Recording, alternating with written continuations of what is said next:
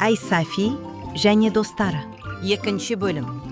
Бұл кішкентай Айсафидің шытырман оқиғаларға толы, қызықты әрі көңілді әңгімелер желісі. Бұл Айсафидің үлкен қаладағы үйі. Ол әрқашан үйінде жалғыз қалатын еді. Ол жазғы демалыста үйінде жалғыз өзі қалғандықтан, үлкен қаладан ауылдағы атасының үйіне қыдырып келді. Ауылдың ауасы қандай таза десеңіз. Ал атасының бағы нағыз ғажайып бір әлем екен. Үйқыбас қарбыз. Күн ұясынан енді ғана көтеріліп, көкжиекті алтын шапағына бөлей бастайды. Аспан ашық, мөлдір, бір шөкім бұлт жоқ. Тау басындағы ақ қар күн сәулесімен шағылысып, көздің жауын алады. Ауа тап-таза. Айсафи достары, Құлпынай және Апорт үшеуі алаңқайға қарай жүгірді. Тоқтаңдар, бұл не? О, жоқ. Қақпа жабық тұр ғой. Жолды кім бөгет тастаған? Қараңдар, бұл дәу қарбыз. Ұйқысын қара. Неткен тәтті, оянар емес.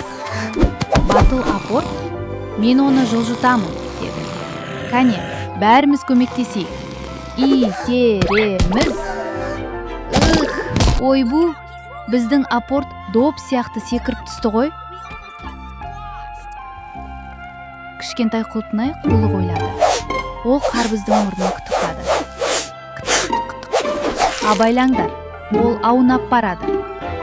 Зу, үлгерді. Айсафидің тамаша идеясы бар. Бұл не? Ыстық бауырсақ. Дәмді иіс қарбыздың мұрнына жетті. Оппа! Қарбыздың көздері. Қандай дәмді. Ура! Жол ашылды. Кет, бәріміз бірге ойнайық.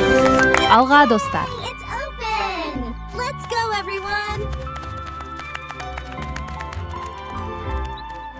Бізді үзбей бақылап отырғыларыңыз келсе, тіркеліп, лайк басып қолдап кетіңіздер. Біз үшін бұл өте маңызды.